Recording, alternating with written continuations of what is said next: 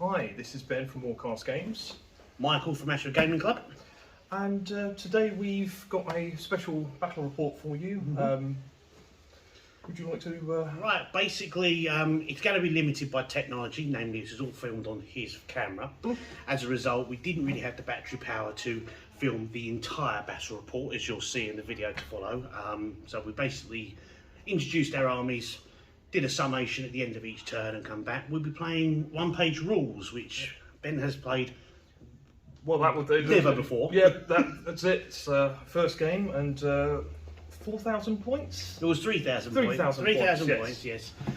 Basically, for those that don't know, one-page rules is a alternative system inspired by, I think the phrase? Yeah, I think inspired by is probably the correct...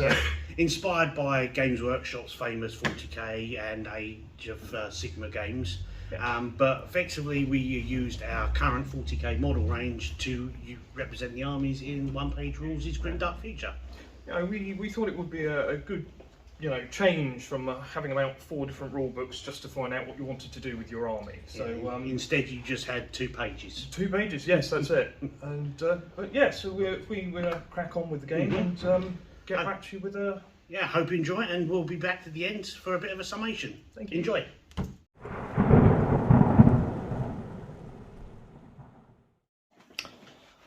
Okay, so today, for our game of one-page rules, Inspired by 40k, just a Grim Dark Future. Grim Dark Futures is the name of the rule set. Yeah. I will be using my Battle Brothers. Is that correct? That's the name of the list. Yes, correct. Battle Brothers. Which are being represented by my Space Marines. Yeah. Proxying the Space Marines. Proxying the Space Marines in for one-page rules. This is my Astral Skulls force. Today I will be using a APC, modelled here as my Rhino. An attack APC, which is my Razorback, and the attack APC's weapon has been upgraded to... Let's double check what the name here for the attack APC. The attack APC is normally armed with a twin heavy flamer, and I have upgraded it to the twin laser cannon, which is being represented by my twin las cannon. No IP issues here. No IP issues at all, no. The battle tank, which helpfully in this system is the base for pretty much all the tanks, has been upgraded to lose its autocannon in favour of some wind missile launchers, which is being represented by my 2 whirlwinds there. I think you're looking forward to having the indirect fire of the whirlwinds coming down on your battle sisters later. Oh, yes. Really looking forward to that. It's okay. Mike does have his own indirect fire system in over there as well. Indirect fire tank, yes. I have brought 3 squads of 5 Battle Brothers, and these ones have been upgraded to have the Veteran Infantry rule. They're taking a heavy flamethrower back there, and this guy has a Energy Fist. There we go, represented by his Power Fist, and a slightly better version of the, what's the main gun called? It is a, I will remember what it's called in a second, Assault Rifle, there we go, so here's a slightly better Assault Rifle. I have my Psychic here being represented by a Librarian, and he will be able to it's been upgraded to have a slightly better power, and the staff is going to be representing a energy hammer, as with my captain here, who is being represented by my chaplain, will also be having an energy hammer.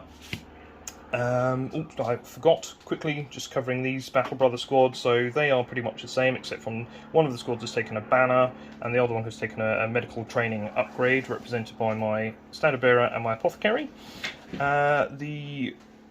This guy here has taken a better close combat weapon, and he gets a pistol with that upgrade for free, but I've swapped it out for a assault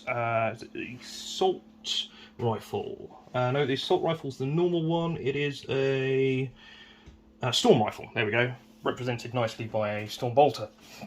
So that's the main bits there. So the Pathfinders that are being represented by my scouts all have cloaks and sniper rifles, apart from this guy, whose heavy bolter is representing a heavy machine gun. There we go. Finally, I have the 3 exosuits, which are being represented by the Centurions. They start off with twin flamers, which you can see nicely modelled there. And they have now got the combat drill upgrade and I believe it's the assault array. It is on here. 1 second. It is the. I'm sure I'll find this in a second. Just play some music, please, Michael.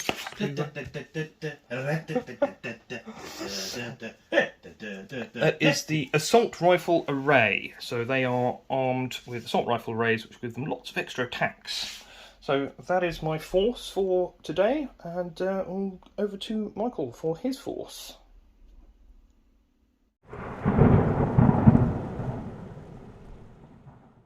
So, Michael, here is your, is it Battle Sisters force? Battle Sisters, not to be confused with Sisters of Battle. No, but you are helpfully representing them here with some Sisters of Battle. Yes, using them as proxies. So, what can you tell me about the force that you're Right, basically, across the front here, we've got 2 sisters, psychic sisters. They've both been upgraded to level 2 psychic ability, and they've both been accompanied by a 5-girl strong unit as bodyguard. They're basic Battle Sisters bodyguard. Just give them a bit more survivability. Behind them, we've got a scout unit, Vanguard, and another one over here. Yep. They've both got 5 assault rifles, and one of them is equipped with 5 flamethrowers, and the other is equipped with 5 fusion rifles, which are being represented by flamers and melter guns, respectively. Excellent stuff. In the middle here, we have one of my sister champions. She's equipped with an assault rifle with an attachment, which is a flamethrower, and she's leading a 5-strong girl of support sisters, all equipped with heavy flamethrowers. It's almost like this army likes flamethrowers and very hot fusion weapons, isn't it? Funny that, I can't think where I got the idea from. Right, across the back row here we have 3 virtually identical basic squads whose job is literally to hold ground and just generally chuck out a lot of general firepower from their positions. They're not a sort. Each one is led by a sister champion. All my sister champions in these 3 squads have got storm rifles, and they all have what's the ability called now? It was called Blind Faith. Blind Faith. So does by the way, my champion leading the 5 heavy flamethrowers also has Blind Faith. It's a generic ability which allows me to do a number of things. I'm probably going to be using the one where it increases my AP more often than not. But, oh, lovely. But depending upon the battlefield situation, each of these 3 10-girl squads has a banner to give them fear. Yep. They have a medic in there to give them a bit more long-time survivability. They have 2 heavy machine guns and 2 storm rifles, just to increase the amount of shots coming out. There'll be a lot of extra firepower coming out of them. Yeah, their job is to sit on objectives and hold them. And at the back row, we have on the left-hand side is my Infernal APC. Yep. Which is being represented by my what was the one in the Immolator, isn't it? That's it. Right, and this one is equipped with twin heavy flamers, and the next to it is my rocket tank, which is got basically is my indirect fire with my organ missile launcher. Excellent. So you've managed to go through your army list a lot faster than me. So and just for added confusion, we're basically taking 2 armies here with very similar paint schemes. Yeah, that was not intentional, I must admit. We both brought our best painted armies to the table today, and we both looked at each other and goes,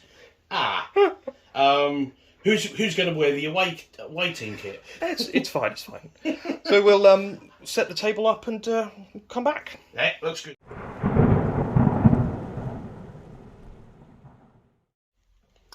So here is the table, if I can control the camera. So we've got a lot of the rocks, which is Game Mat EU's rocks. The two mats on the table, I believe, are it might be Battlefield and Box ones, but I love them. They're the reversible ones. They've got a desert on the other side, and some various trees. So most of this scenery is just going to count as line of sight blocking, although we can get on top of these, and these are a difficult terrain. The trees will be the bases plus a line drawn between them, and the rock in the middle are counting as woods. Woods, yeah. Which I think are difficult terrain and a -1 to. Difficult terrain and cover, which converts a -1 to hit. Excellent.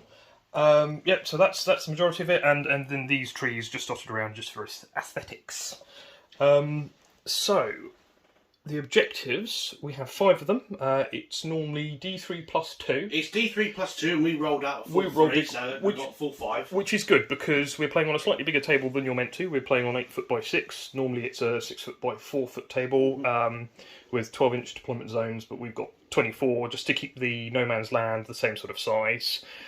So our objectives were placed alternating. Mike starting first with, I believe, was it... I think was it was the one in those woods was the first one. So one in the woods. We've ended up with one there in the middle, nicely out in the open. Inviting a bit of a Barney. And then we've got one here in these woods. One over here behind this rock. And my first one was placed down here, just outside my deployment zone, behind this rock. And that is the rules for the deployment of the objectives, is that they must be in the no man's land, they must be 9 inches apart from the previous one, and nothing about table edges or anything like that? No, there's nothing about table edges. No. Okay, as for scoring and win conditions for this game, Mike, would you like to... Right, so basically... get you on camera. Say you've got... we've got, say, the 5 objectives. At the end of 4 turns, then whoever controls the most objectives wins. Simple as. To control an objective, you have to move one of your units that is not pinned within 3 inches of an objective. However, once you've claimed it, you can move away and it still remains your objective until obviously the opponent then marches in and nicks it off you, which has happened to me before. Yes, yeah, I think I saw you playing other men, and you did do that to him. No, sorry, he did that to you, didn't he? Yes, and my wife did it to me last week as well. Very sneakily, with a walking tank that suddenly bolted 18 inches across the table and won the game. Oh, I like this. Yes. So, for deployment, I didn't have any special rules that let me do any, what's the equivalent of deep striking, but in this it's ambush. It's ambush so in this game, yes. It's just a generic rule which covers all manner of things, teleporting in or coming out of the ground. Or, yeah, coming out of the ground, ambushing or whatever. I didn't have anything for that in this game, it's alternating deployment and it's alternating turns in it. So you'd activate one thing and then the other, and vehicles can take objectives, which is quite important because I don't have that many models, so I need to use the vehicles. So what I've done is I've got my 2 whirlwinds or battle tanks with wind missile launchers. Yeah, at this point I think we better make an apology, just because we've been playing 40k for, in my case, 33 years.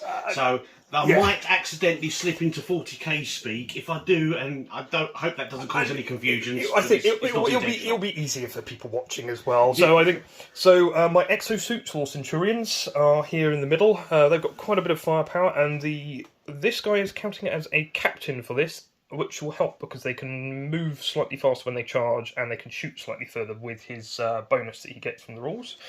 Then there is my Rhino, which has the 10-man Space Marine, 10-man Battle Brother unit in it with the Librarian, or the Psyker.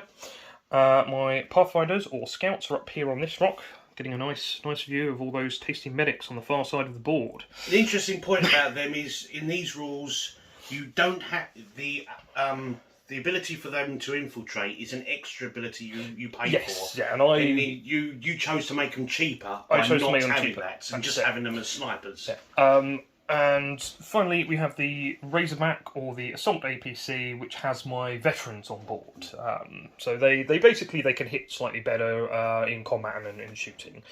And talking of scouting, would you like to talk about these? Right, this so unit these up girls here? a little ahead of my line. This is one of my Vanguard units with the 5. So they're the flame ones, the flamers 5 on that assault side, yeah. rifles. They've gone ahead of the line, and on the other side of the table, we've got my other Vanguard squad with the fusion rifles, stroke melters, and again assault rifles.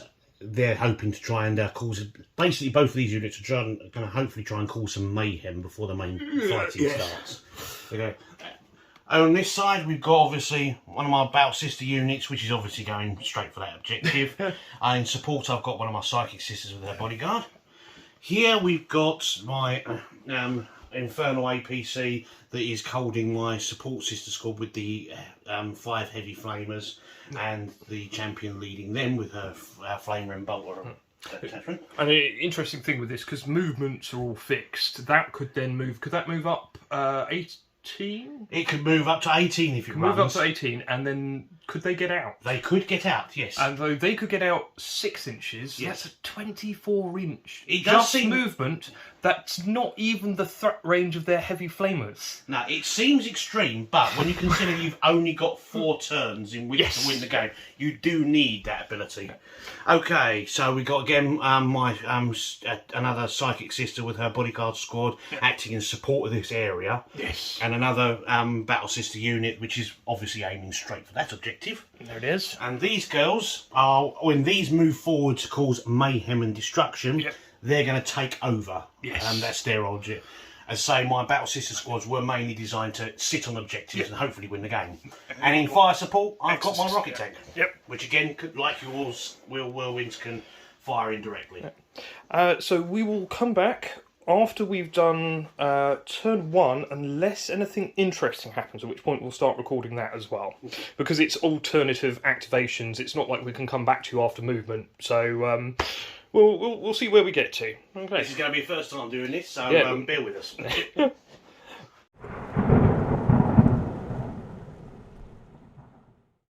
So at the end of turn 1, everything's kind of moved up forwards. As you can see, there's a lot of confrontation going on. I think pretty much the only things that haven't moved are the indirect firing weaponry back here. So it started off with my exosuit Centurions moving up and unloading on the squad of fusion Armed Vanguard. in those trees. Killed half the unit. Killed half the unit, but they did have a lot of shots. Yes. Which ended up having them pinned. Now, pinned in this means that you would need to spend an activation to remove that pin rule, which is potentially a quarter of your entire game for that unit. So Yes, that quite crucial. That was quite crucial. They are now not pinned, because they did manage to not be pinned at the end of the thing. So that does mean that the Scary Fusion weaponry is free to... But they effectively lost last They turn. did lose that turn, Yeah. yeah. So I moved up there, and then Mike moved up this way, and with a couple of things, left this poor guy on his own, as all my snipers died. My snipers did make an attempt at this squad, but the medic managed to save her saves, because that's what the snipers went for, and by saving her saves, then when the heavy machine gun, heavy bolter hit the unit, then managed to save, what was it, 2 more of the 3 wounds. So if the medic had died, 4 from that unit would be dead. They are not. And there's no more snipers on that hill. And there's no more snipers on that hill. Apart from that, this moved up and unloaded on the exosuits. I think they lost a couple of wounds to that, but when these came out with all of their heavy flamers, they removed 2 of them. It was a barbecue time. It was a barbecue. Then this unit moved up and unloaded here. They hadn't really done too much, but they did put a psychic ability on that unit to give them -1 to hit next time they shot. But Mike countered that by having pulling off litanies, which lets you fire again. Yes, so basically the psychic system moved forward and used her psychic ability to target a friendly unit, which means they get to be able to make an extra shot out of normal sequence. So and the wording of your psychic thing ability is was... the next shooting. So that hit this unit. That went for that unit, which let them shoot out of sequence. They shot these trees. Yeah, it didn't actually. They didn't actually hit anything with the -2 for being in cover and the -2 from the power, but it does mean that they can now shoot At normal, yeah. normal. And I think that's the main bit. The Razorback Assault APC managed to take off 3 of the 6 wounds that the Immolator / Flamey APC had. Which is quite nice. It's half the things. He could have done it all in one, but decided not to. And my indirect fire was, you saved all my hits. Yes, because you were trying to do the same to that. Actually, the Exorcist is quite scary because it could theoretically do 9 damage in one turn. Yes, which for a lot of the bulkier things on my side of things is quite scary. I might have to do a job of trying to remove that in a minute.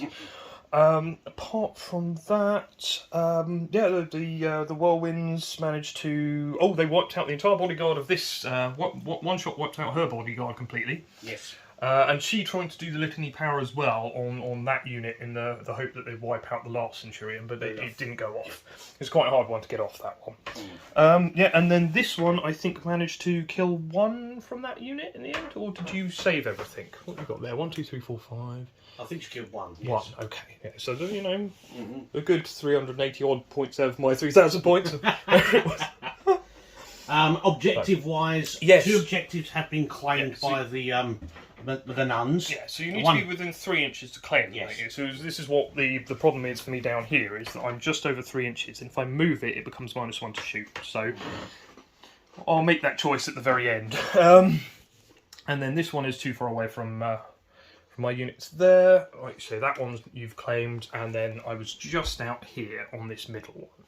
But we'll claimed this one in the woods. Yes, you've claimed that one in the woods. But we'll come back to this again if anything interesting comes up in the next round, or we will do a summary at the end of round 2. Yeah, but barring anything of any particular note, we'll do a summary at the end of turn 2.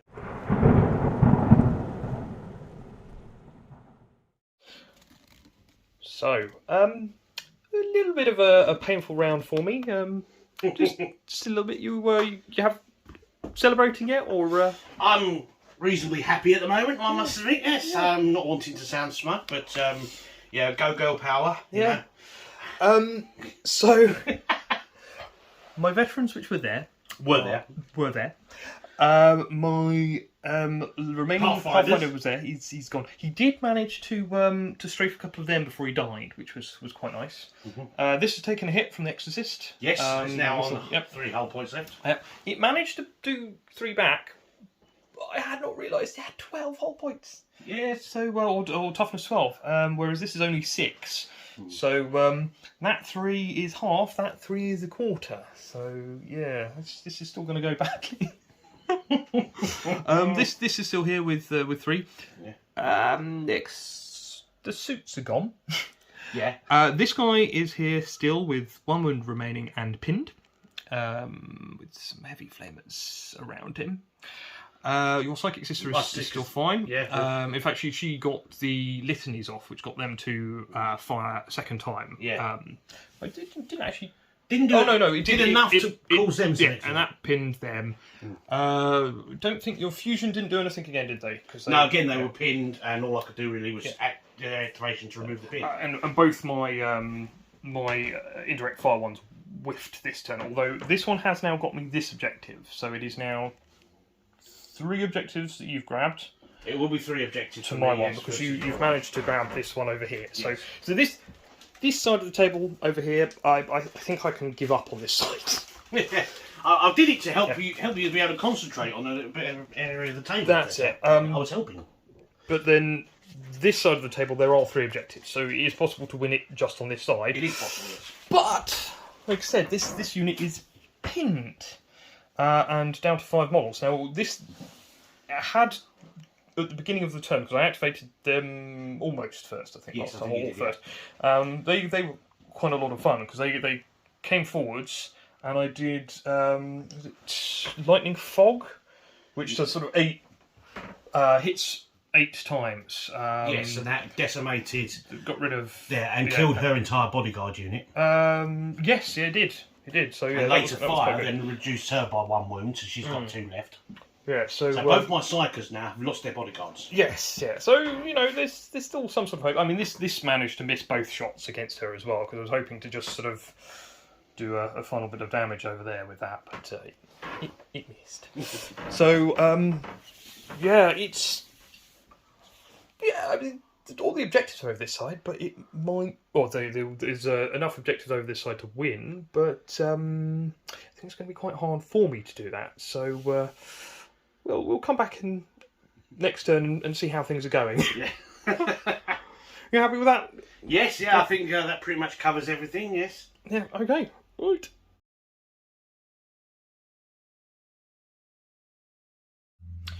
So, as you can see, this side of the table with the two objectives here, it's nice and idyllic. There's no sound of gunfire.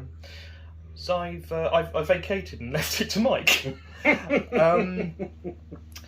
We got 2 wrecked tanks over here. So my APC, my Razorback, first off killed the Immolator. Yep. Before, just at the end of the round, it's Bit of indirect fire from. a bit of indirect fire. Is a bit of hail of missiles came down and finished that off. I've killed off your fusion squad who shot up here. Can't remember what I killed them with. Yes, indirect fire. Yes, indirect fire. And your psychic battle nun here has come forward and She finished off the captain. That's it. Yes, and she did a couple of wounds to the APC as well. It's good old mine bullets. The Flamers had moved up here, and along with that. Normal sort of battle sisters over there have removed. There was a nice big squad of battle brothers there, and they're all gone now. There was also a librarian. There. Yep. So everything that I had there is gone. I'm now down to these 3 models. But we'll see what I can do. I mean, I've only got to take that objective, which I haven't picked up yet because I kept forgetting to pick it up. Yeah. I should have done that last time. I have seen that done quite a few times with people forgetting about an objective until turn 4. And then there's that objective over there. If I can take that one and somehow steal that one. Well, in truth, you've got one over there. So if you could take that one by the woods. Yes. And contest that one. Contest it. Then it's a draw. So what's the rule for contesting? If both sides have a unit within 3 inches that isn't pinned. Oh, okay. Right. Alternatively, if you got within 3 inches and managed to pin that unit, then I'd take it. Then you would take that. Yeah, that's quite funny. So it is possible. Although the odds are against you, the odds may the odds forever be against me. Yeah. So which one of us is Snow? We will see. We will see. So we'll come back to this. After the very few units left have acted. Yes. So we'll be...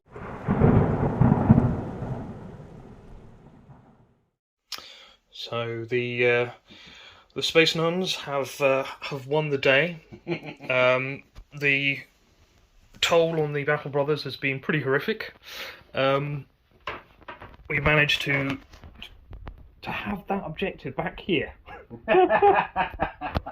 Whereas Michael and his nuns have managed to capture this one, run back down this end, this one, and this one. And finally, at the end of the game, this one down here was contested. I tried to move up I tried to move up the Whirlwind and the Rhino to hold it, but the Psychic Psychic Sister has managed to get in here and contest it. Which was me being rather nasty. It's how it works. I had a plan to begin with. I was going to try to charge up because I could just about make where that objective is at the back. Yeah. And the idea was that if I charged it, the vehicles do 6 automatic hits when they charge in. So I was hoping I'd be able to pin that unit, and then I'd be able to either contest it if both had been within 3 inches, or take the objective. But Michael knew what my plan was, so he put these ones in as a roadblock. So I wouldn't have been able, would not have been able to make it. No. But yeah, so this has been my first game of this, and we'll do a roundup shortly. But I've enjoyed this, even though there is lots of my stuff dead. 3 tanks left. But yeah, we'll do a roundup. Yeah. So excellent. Thank you very much, Michael. Thank you. Yeah.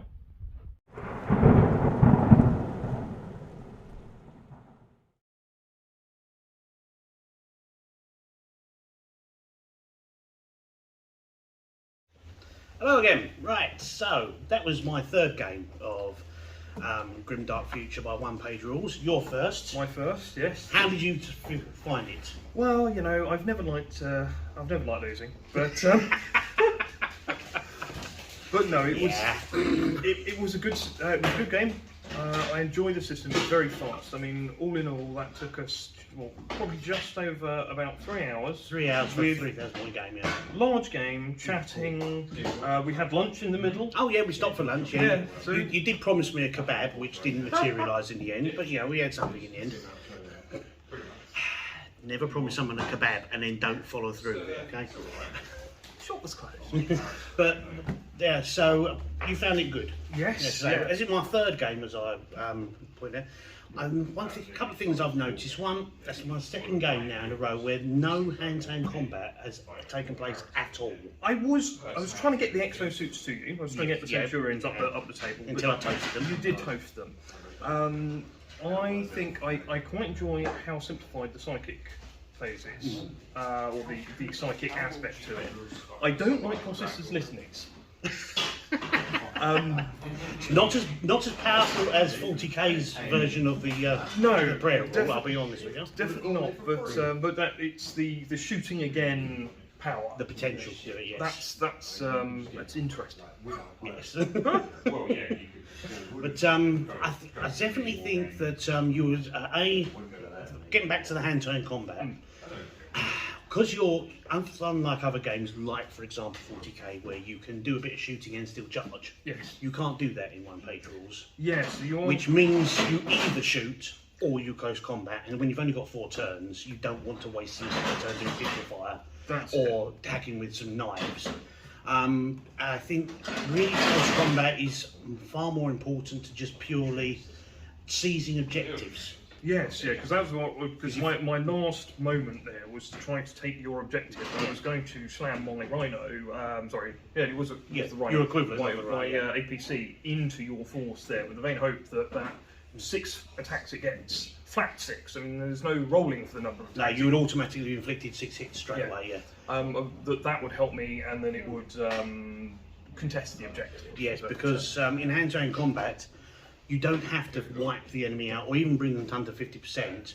Merely winning by causing more wounds causes a pinning test, which I had a 50% chance of losing. Yes. Yeah. Which then meant I wouldn't be able to contest the objective. So I think hand-to-hand combat is far more important for literally seizing objectives, but instead of just hacking and slashing your way through. I also think it was a bit in trouble right from the word go, because we were playing effectively across an 8-foot wide area. Yes. And you had very few troops. It was to cover the distance. I think you'd have probably fared a bit better on a 6-foot wide table. Or with my Tyranids. Or with your Tyranids, or just with a hell of a lot of models. Yes, yeah. We purely played 3,000 points because that's how many points I had painted available. I liked, actually, though, that I was playing a Space Marine equivalent army, and I didn't have that many models. I mean, yes, probably because I took lots of very expensive tanks. Yes. But you know, you live and learn. Yeah, you live and learn. Although, go on. I'm looking forward to playing it again. No, I've also got planned a big multiplayer game using the points calculator system that One Page Rules have got on their website, which allows you to design the stats for your own armies. Getting a sneak peek at the Halloween concept, or is I'm already working on the Darth Vader and his 501st Legion, the Colonial Marines, the Aliens and the Predators for an Aliens versus Predators versus Darth Vader game. So this should be good. So if you want to join in on this kind of thing, this is a bit and you live ambitious. at Ashford. Anyway, we'll sign off now. Yeah, that's it. Yeah, and hopefully we'll do more in the future, and hopefully a bit better, more in-depth battle in-depth. reports to follow. That's it. Thank you very much.